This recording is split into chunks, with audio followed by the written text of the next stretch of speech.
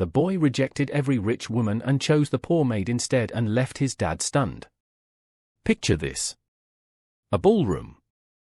300 of the most powerful people in Chicago, senators, CEOs, names that move markets. Crystal chandeliers. Women in gowns that cost more than most people's cars. A stage. A microphone. A billionaire's name on the program. And then, silence. Not polite silence. Not the kind that falls when the lights dim.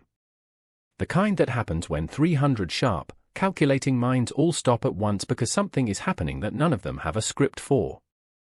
A little boy. 8 years old. Navy blazer. Serious eyes. Walking alone across that enormous, polished floor. Not toward the stage. Not toward his father. Not toward the elegant women who had spent the last several months auditioning, in one way or another, for a role in this family's life. He walked straight to the back of the room. Past the stage. Past the money. Past every woman who had been performing warmth at him for months. He stopped in front of a woman in a catering apron standing by the service doors with a tray of empty glasses. A woman nobody in that room had looked at all evening. A woman the invitations had not included. A woman who had spent for years making that family's house run, making their beds, packing their lunches, holding the whole invisible architecture of their daily life together with two quiet hands. He looked up at her. He took her hand. And then, in a voice clear enough for the nearest tables to hear, in a voice that hadn't been used loudly or publicly in 18 months, he said, "I already chose. I told my dad. I want Rosa." He held her hand. He looked at the room. Unblinking. She's the one who stayed. 300 people did not move. And somewhere near the stage, the most powerful man in that building, the man who had built a billion-dollar empire on his ability to read any room, any opponent, any angle, pressed both hands over his mouth. Because he was hearing his son's voice in public for the first time since the night his wife died. And he had not seen this coming. Not even close. Let's go back.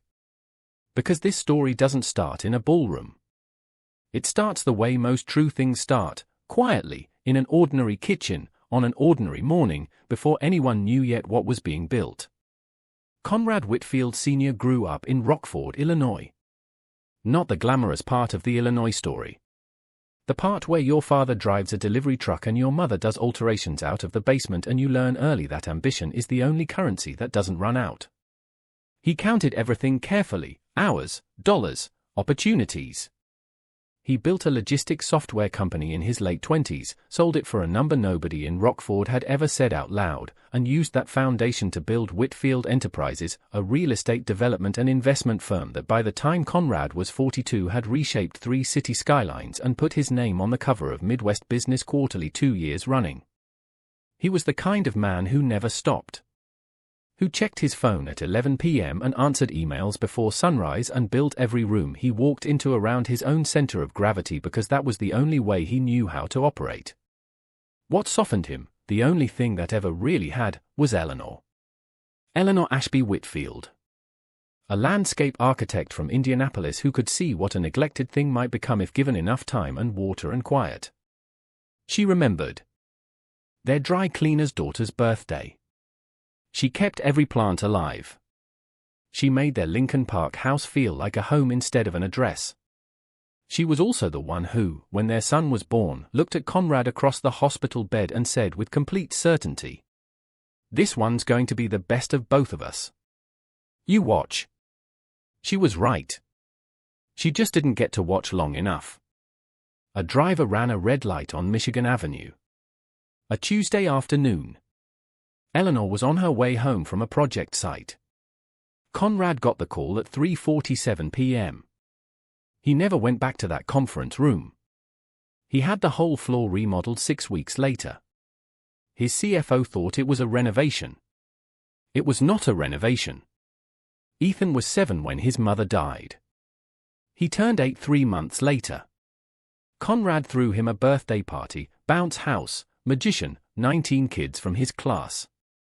Ethan sat at the edge of the yard the whole afternoon with his juice box and smiled when adults looked at him and went somewhere unreachable the rest of the time. His teachers used words like withdrawn and emotionally guarded. The child psychologist Conrad Whitfield said Ethan was exhibiting normal grief responses and that the most important thing was consistency, presence, and patience. Conrad gave him all three.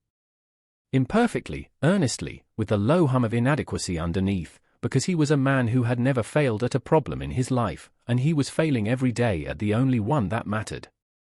He could read a hostile takeover in a single sentence of a competitor's email. He could not read his own son. That was his private agony. Her name was Rosa Vega, and she had been in the Whitfield house for 4 years. 29 years old. From Pilsen, the Mexican-American neighborhood on Chicago's Lower West Side, where she had grown up in a household that kept her home the way other families kept a garden, with daily attention, learned hands, and an understanding that beauty is maintenance, not decoration. She had sworn at 17 she would not clean houses. She was a housekeeper at 30 addresses by 25. Not because the dream died. Because her younger brother Marcus needed surgery at 19 and the family needed money faster than dreams move, and Rosa had 2 hands and a work ethic that could have built a small city, so she used them. The shame she'd expected to feel about it never arrived, because Rosa understood something most people who looked at her apron never would: a home doesn't run on money. It runs on the 10,000 invisible decisions a day that make a space feel safe. The right temperature. The right light. The glass of water that appears before you knew you were thirsty. Rosa had more of that intelligence than anyone who had ever employed her. Eleanor Whitfield had known it. Had treated Rosa less like staff and more like the person who understood the house best, which was simply accurate. They were not friends, exactly. But there had been a genuine mutual respect between them, and when Eleanor died, Rosa had felt it not as a professional disruption but as a real loss. She had also, from that night forward, understood something no one else in the house seemed to grasp. Ethan was not falling apart. Ethan was watching. Not moping. Not withdrawing into sadness. Watching. The way a very intelligent child watches when the adults around him are too loud with their worry to notice what he is doing. He was cataloguing. Building something wordless and careful in the back of his 8-year-old mind. Rosa could see it in his eyes when he sat at the kitchen island while she prepped dinner. When he followed her from room to room on Saturday mornings under the pretense of having nowhere else to be. She didn't make a production of it. She didn't soften her voice or crouch to his level with practiced warmth. She just let him be there. She told him when she needed him to move so she could mop. She handed him a cloth when she was polishing the baseboards without asking if he wanted to help, and he polished them without saying whether he did. She learned which days school had been hard, from his shoes dropped wrong in the hallway, from the weight of his backpack on the bench. On those days she left a small square of dark chocolate on his pillow. He never mentioned the chocolate. She never mentioned leaving it. That was the whole language between them. And it was enough. 8 months after Eleanor died, Conrad made a decision. He sat Ethan down at the kitchen table on a Sunday morning, Rosa moving quietly in the background making waffles neither of them had asked for but both of them needed, and he looked his son in the eye. "I'm going to meet some people. Women. I might bring some of them home for dinner. But I am not going to make any decisions without you. You have a say. If someone feels wrong, you tell me, and I will listen. You have my word." Ethan looked at him for a long moment. Then he looked at the waffles Rosa set down between them. Then he picked up his fork. "Okay, Dad." 2 words. But Conrad heard the weight in them. An 8-year-old had just accepted a promise, and Ethan Whitfield, even in grief, even at 8, remembered every promise anyone made to him. He had Eleanor's memory for those things. The first woman Conrad brought home was Priscilla Horn, 41, a corporate attorney, polished, intelligent. She had done her research. She knew Ethan liked the Cubs and had been to 3 games with his mother the summer before she died. She brought it up over pasta. Asked thoughtful questions. Laughed at the right moments. Ethan answered every question with exactly the number of words required and not one more. He was not rude. He was a polished, careful little wall. When dinner ended, he excused himself with a thank you for coming that had clearly been rehearsed, and went to find Rosa in the kitchen. Conrad walked Priscilla out. "He's wonderful," she said at the door. "He just isn't ready." "I'm not sure I am either," Conrad said. She smiled with genuine sadness, and that was the end of Priscilla Horn. There were others. Miranda Cobbs, a pediatric surgeon from Hyde Park, warm and funny, clearly good with children. Ethan sat across from her, studied her carefully for 45 minutes, and then told his father afterward with the precise politeness of a diplomatic rejection, "She was nice, Dad. I just didn't feel it." Sloan Mercer, a marketing executive who arrived in a car that cost more than Rosa's entire year's salary and spent dinner talking to Conrad, occasionally turning to Ethan with a smile that was warm in the front and calculating in the back. Ethan spotted it the way a dog spots a storm coming. By dessert he had gone somewhere else entirely behind his eyes. Faye Drummond, who was genuinely lovely and who made the mistake, over the salad course, of saying, "Your mom would want you to be happy, sweetheart." Ethan put his fork down. He looked at her with a stillness that silenced the entire table. That was the end of Faye Drummond. Each time, Conrad sat with his son the next morning and asked, quietly, no pressure, and each time, Ethan's answer was some version of the same thing. "She's fine, Dad. She's just not real." Not real. Conrad turned that over in his head for weeks. You cannot manufacture real. You cannot find it through board recommendations or mutual acquaintances. Every woman who came through that door was performing something at a child who had spent 2 years in the presence of the genuine article and had developed a complete allergy to the imitation. He was starting to believe the promise was unkeepable. What he had not done, what would never have occurred to him, because he was a man who had built his life on the belief that solutions came from outside whatever you already had, was look at what was already in the house. Then came the moment that changed the temperature of everything. It was a Thursday evening. Conrad had brought home a woman named Sloan, the third introduction in as many weeks, and dinner had run long. Rosa was clearing the last of the dishes when she heard it. Sloan's voice, carrying from the hallway. "He's a sweet boy. A little strange, though, don't you think? For his age? The way he just watches people. A beat.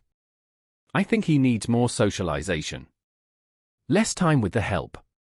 Rosa went still at the kitchen sink. Conrad's response was quiet and she couldn't catch it. But she heard Sloan again. "I'm just saying, you're paying someone to raise your child. That's not healthy attachment, Conrad. That's a convenience becoming a crutch." Rosa stood at that sink for a long time after the front door closed. She had been called things before. She had been looked through and spoken over and treated as furniture her entire working life. That was not new and it did not break her. What stayed with her was the word strange. Because Ethan wasn't strange. Ethan was the most precisely, achingly perceptive child she had ever encountered. And the fact that a woman who had just spent 3 hours at his dinner table could look at him and see strange, could look at him and see anything other than a boy who had lost everything and was doing the most careful, private, intelligent work of deciding who was safe to trust again. That told Rosa everything she needed to know. It also told her something else. That she needed to be careful. Because she was becoming something to this child. Something that had a name she was not going to let herself say out loud. And she was still the housekeeper. And he was still her employer's son. And lines existed for reasons. She was not the only one who noticed what was happening. There was a woman named Meredith Call. Meredith had been Eleanor's closest friend from college. Roommates, then maid of honor, then the woman who held Eleanor's hand in the hospital at the very end. When Eleanor died, Meredith had stepped into the wreckage, and at first it was real grief, real help, casseroles and carpools and a shoulder for a shattered man. But grief curdles when it isn't tended. Somewhere along the way, Meredith had stepped from helping into ownership.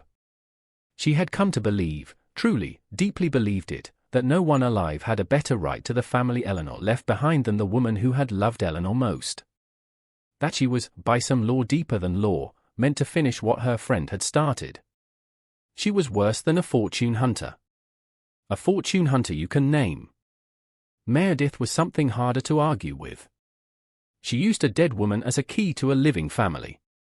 She crouched beside Ethan and said, soft as syrup, your mama and I used to do this, sweetheart.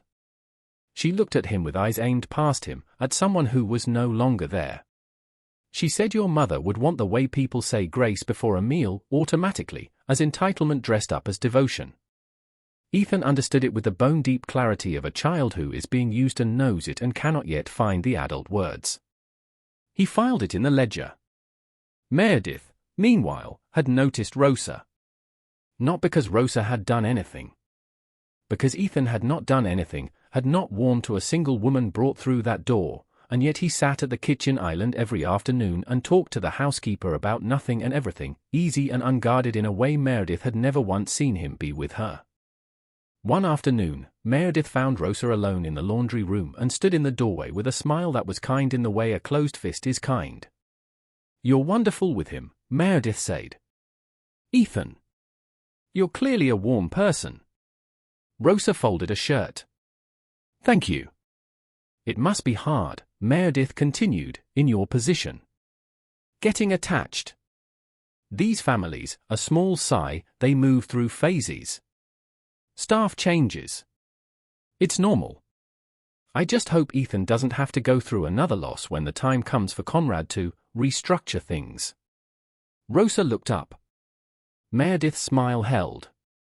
I just think it's worth being realistic. For the boy's sake.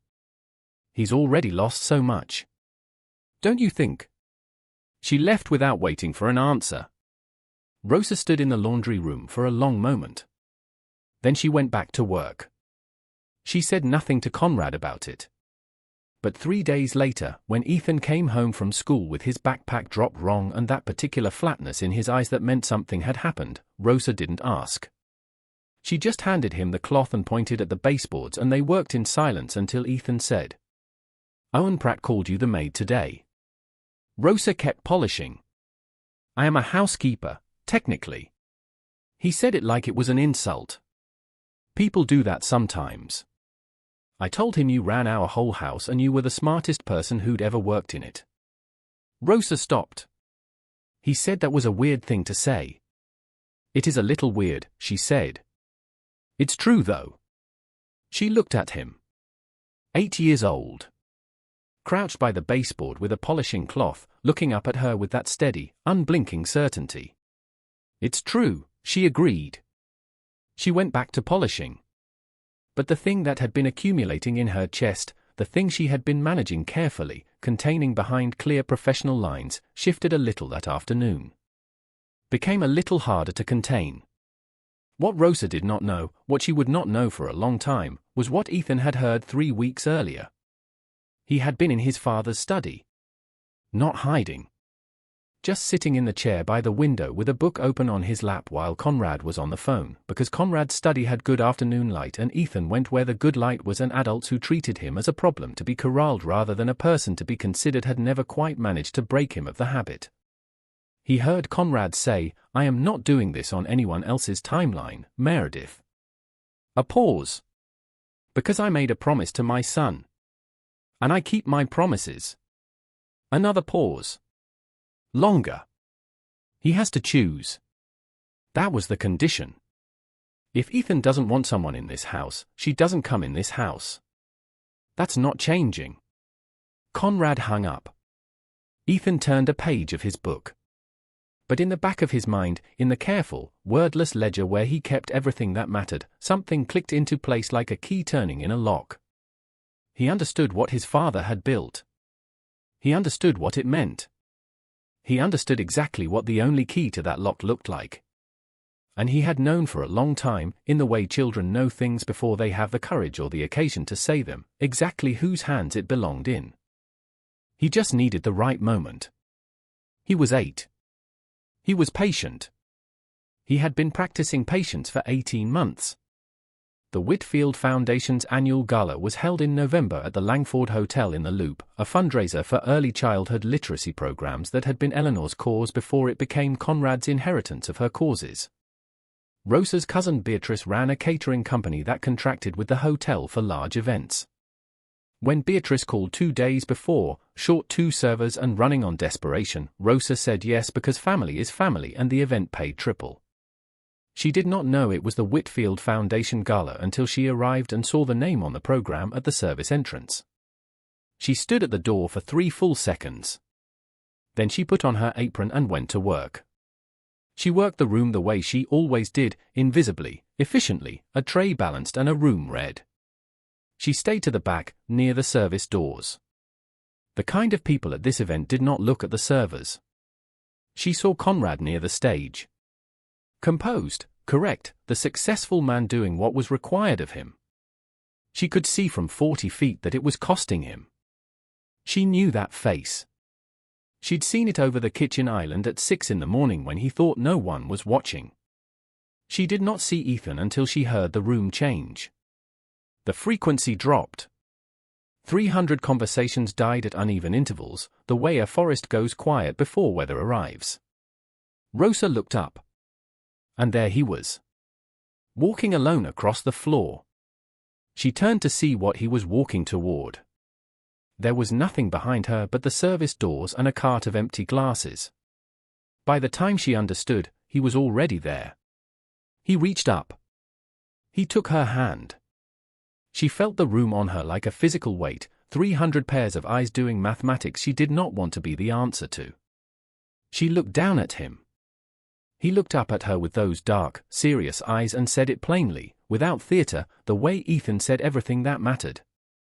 I already chose. I told Dad, I want Rosa. A beat. His grip tightened just slightly. She's the one who stayed. The silence lasted 5 full seconds. Then Meredith's call moved. She was elegant about it. She crossed the floor without hurrying, her gown catching the chandelier light, her face arranged into something that looked like sorrow but operated like a scalpel. Oh, sweetheart, she said, to Ethan, for the room. Come here, baby. You've gotten confused. She reached for his hand, the one holding Rosa's. Ethan didn't release it. Meredith straightened. Address the room. This is what happens, she said, warm and sad and absolutely certain. A grieving little boy gets attached to whoever is present. It's completely natural. It isn't the child's fault. She turned to Rosa then, and the warmth dropped out of her eyes the way a lamp goes out.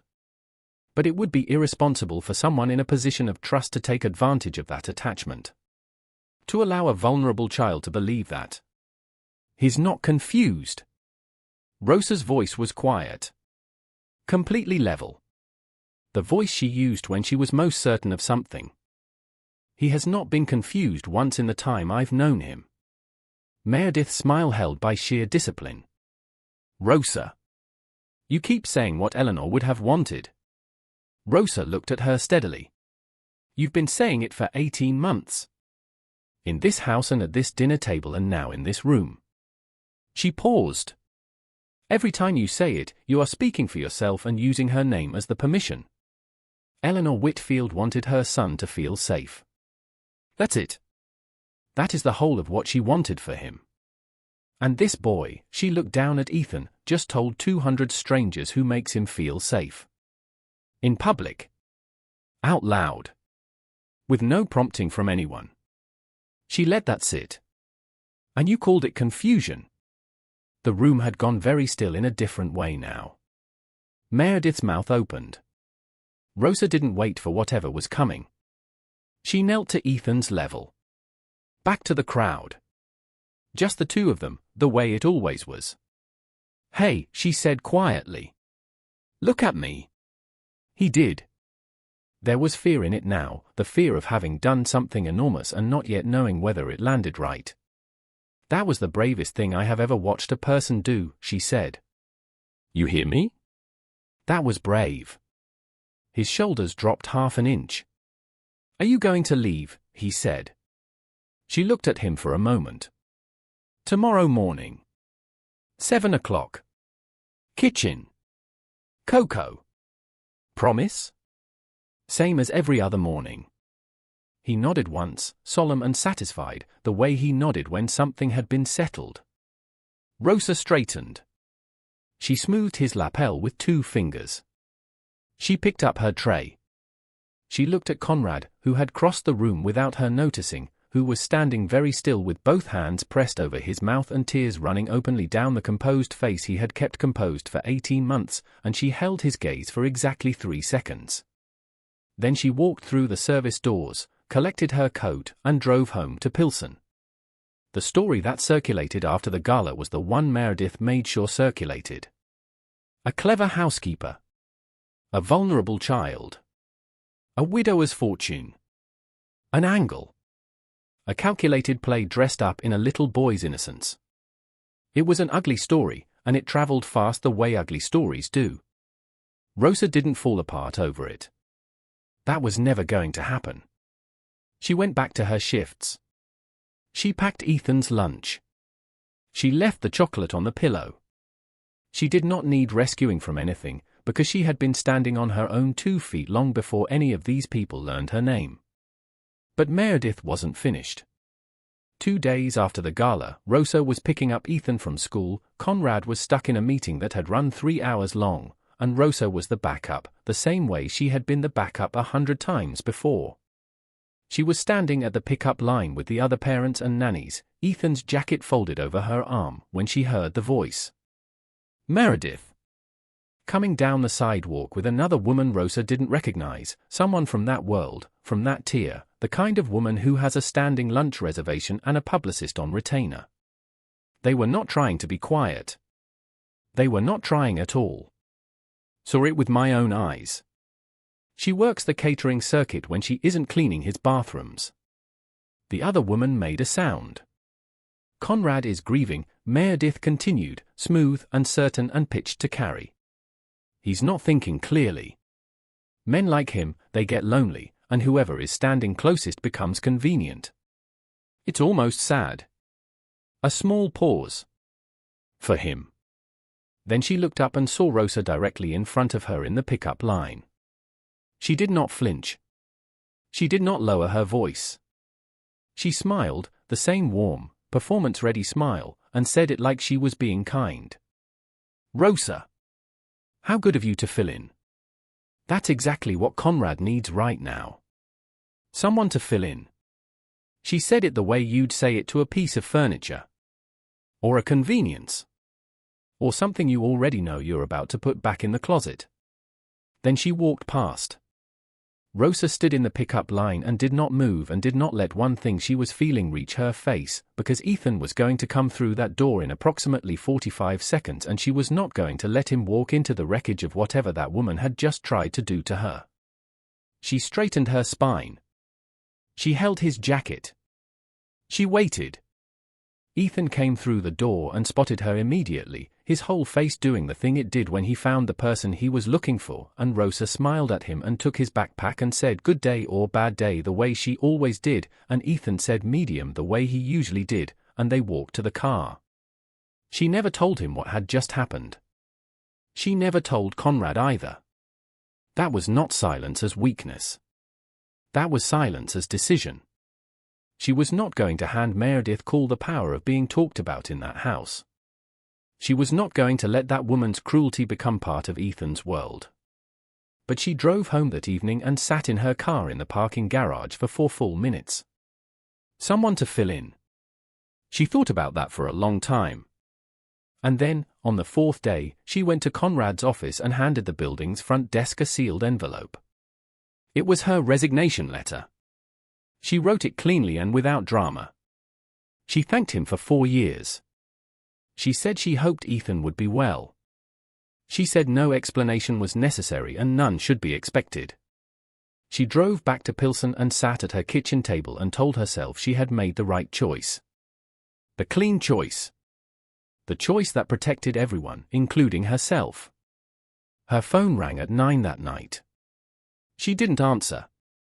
It rang again. Then a text from a number she didn't recognize. He hasn't eaten since you left. He's been sitting by the back door since 3 o'clock. I don't know what to tell him. She sat with that for a long time.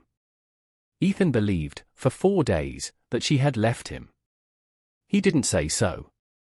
He didn't say much of anything, actually, reverting back to that other quiet, the heavy one, the one that sat on his shoulders like a coat 3 sizes too big. He ate enough to avoid worry and slept enough to avoid alarm and sat by the back door every afternoon because that was where Rosa came in, and he was keeping faith with the only information he had. She said 7 o'clock. She said every morning. She had not come. Conrad sat beside him on the back step on the 4th evening and didn't say anything for a long time. Then, she didn't leave because of you. Ethan was quiet. She left because she was trying to protect you. From the things people were saying. What were they saying? Conrad thought about how to answer that with honesty and without giving a 9-year-old a reason to hate the world. That she was trying to take something that wasn't hers. Ethan looked at him. That's stupid. Yes, Conrad said. It is. She wasn't taking anything. I gave it to her. Conrad looked at his son. I know, he said. I know that now. He went to her apartment the next morning. Not as an employer. Not as a man with an offer or a plan or an angle. Just a man standing on a sidewalk in Pilsen in an ordinary coat, waiting for a woman to finish her shift. When she came out, she stopped on the sidewalk and looked at him. Ethan, he said. That's all. That's the whole sentence. He sat by the back door for 4 days. Rosa looked at the ground. Conrad. I know what you were doing. I know why you left. And you were right, about all of it, about the lines and the position and what it would look like and why it matters. You were right. He paused. But here is what else is true. You were the first person in 2 years who looked at my son and didn't see something they needed from him. You didn't need him to heal on a schedule. You didn't need him to perform a recovery. You didn't need him to be a symbol of his mother or a proof of your love for his mother or a good story for a board of directors.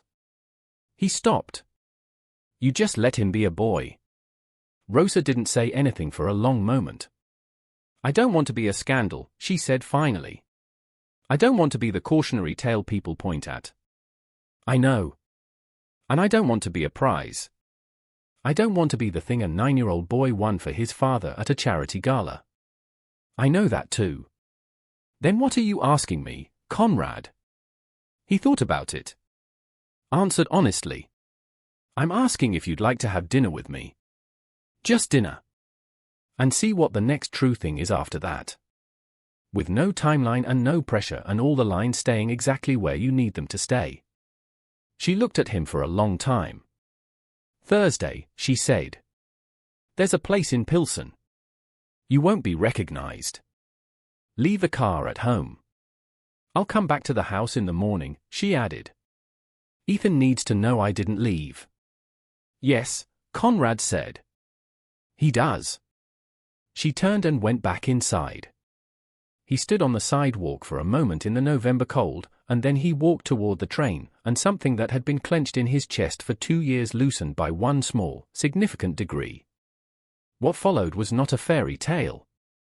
Or rather, it was not the kind that moves fast.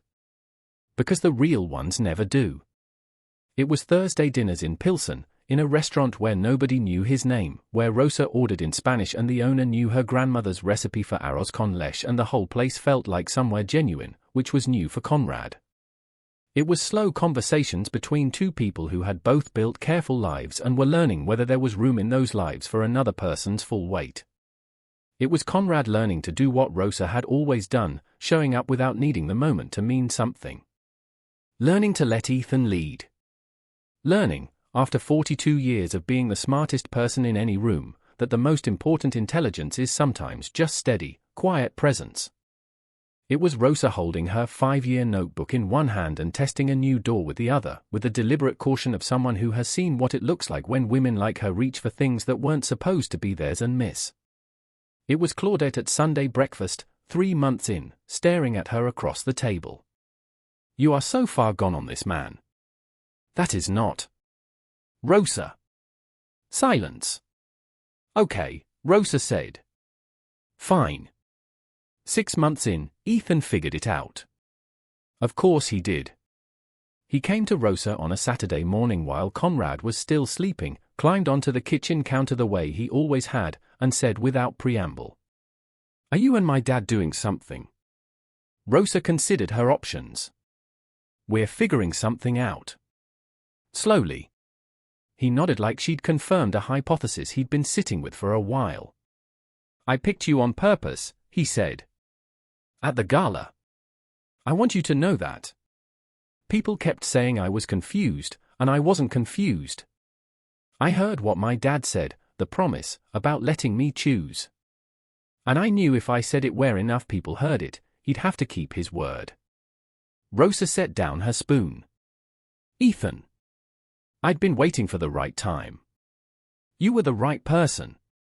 I wasn't going to just not say it." She looked at this child, 9 years old, sitting on a kitchen counter in his socks, having just told her with complete calm that he had executed a plan that outmaneuvered a roomful of adults and that he had been carrying it quietly for months, waiting. "You are not allowed to manipulate grown-ups," she said. "I know. But..." She held his gaze. "That was also the bravest thing I have ever watched a person do. You said that at the gala. I meant it both times." He looked at her with Eleanor's eyes, the eyes that saw what things could become if you gave them enough time and water and quiet. "Are you going to stay?" he said. It was the same question he had asked in the ballroom. In the same voice. With the same searching weight behind it. Rosa reached over and straightened the collar of his pajama shirt. "Yes," she said. "I'm going to stay." They were married on a Saturday in September. Small. The backyard of the Lincoln Park house, under the pergola Conrad had built over the summer, with help from a contractor and, enthusiastically and not particularly usefully, Ethan. 28 people. The ones who actually belonged to them. Marcus came from Indianapolis and cried during the vows. He would deny it for years. Claudette caught the bouquet and immediately handed it back with the pragmatic efficiency of a woman who had no use for symbolism. Meredith Call was not invited. The board of directors was not consulted. Ethan stood at the front beside his father, and he talked, easily, warmly, without stopping, for the entire afternoon, because he had things to say and he was no longer in any hurry to keep them to himself. He gave a toast. Nobody asked him to. He just picked up his glass of lemonade at dinner, stood up, and waited until the table went quiet, which it did immediately because even at 9, Ethan Whitfield had a presence when he decided to use it. "I want everybody to know something," he said. "People say I chose Rosa for my dad. That's not what happened." He looked at her. "I chose her because she was the only adult who didn't try to replace my mother. She didn't show up with my mom's name in her mouth trying to use it like a door key. She didn't pretend. She didn't perform." He paused. "She just stayed. Every morning. Same time. Whether I talked or not. Whether I was sad or not. Whether it was in her job description or not." His voice was steady. His mother's son, right down to the bone. "My dad caught up eventually." A small, satisfied nod. "But I chose her first." Conrad laughed, really laughed, the kind that comes from somewhere past composure, past the composed face, from the man underneath all of it. Rosa put her face in her hands for 1 second. The table dissolved. Ethan sat back down and reached for his lemonade, entirely pleased with himself. "There is one more thing. Rosa thinks about the gala sometimes. Not the gown or the money or the weight of 300 pairs of eyes, but the 3 seconds she had, standing there with Ethan's hand in hers, to decide what to do with what he had just handed her. The vow. The fortune. The beautiful, exhausted man with tears on his face. A public promise, a crowd of witnesses, and a little boy who had just spent 18 months of silence buying her a door. She could have walked through it. Right then. In front of everyone. She didn't. Not because she was noble. Not because she was performing integrity for the room. But because Ethan had just done the most unprotected thing a person can do, said the true thing loudly, in a space full of people watching to see what he'd do, and Rosa Vega was not going to let that become a transaction. Was not going to let a child's courage be the currency someone used to buy their way into a rich man's life. She chose the boy over the door. And the boy, as it turned out, had already chosen her. Long before that night, in the particular way children choose, without ceremony, without announcement, with the quiet totality of someone who has made up their mind and is simply waiting for the world to catch up. He hadn't stumbled across that ballroom floor. He had aimed. The silence everyone had spent 18 months trying to fix had not been broken. It had been saved. Held carefully, the way you hold a match in the wind, until the one moment that was worth spending it on. And his first words in a year and a half had not been an accident or a breakthrough or a product of any therapy session. They had been a 9-year-old choosing the one adult who had shown him, without ever once saying it, what it looked like to stay. Children are the finest lie detectors God ever made. But they are something more than that, too. Sometimes the quiet one in the corner, the one everybody is busy trying to fix, is the only person in the room who is truly paying attention. Who is keeping score? Who is waiting with a patience no adult can match for someone worth breaking the silence for? Rosa still works the floor at the restaurant in Pilsen sometimes. She doesn't need to. She goes because she wants to. Because she thinks about all the other children who come through that door with something too heavy on their small shoulders, and some of them have someone at home who knows to stay close and time the cocoa. And some of them don't yet. And she'd like to be, for a few hours a week, the adult who looks at a child and doesn't see a problem to be solved. Who just says, "Good to see you. Glad you're here." And means it. Ethan taught her that isn't a small thing. She's come to believe it might be the biggest thing there is. So before you go, I need to ask you one thing. Think about the worst stretch of your life. The time when you were at your lowest, your quietest, your most invisible. When the people who were supposed to show up came and went. Who stayed? Not who visited. Not who sent the right message or showed up for the big dramatic moment. Who stayed on the ordinary days? Who was just there making the small, invisible decisions that made you feel like the world was still habitable? That person deserves to know what they gave you. Tell them, if you can. And if you're reading this and you are that person for someone right now, if you're the one showing up quietly, without credit, without anyone noticing, know this. They notice. They are keeping the most careful ledger you have ever seen. And someday, in some room, at exactly the right moment, they are going to spend every word they saved on you. Drop their name in the comments. Tell me who stayed. I read every single one. Hit subscribe if you haven't. Drop a like so the next person finds their way here. I'll see you in the very next one.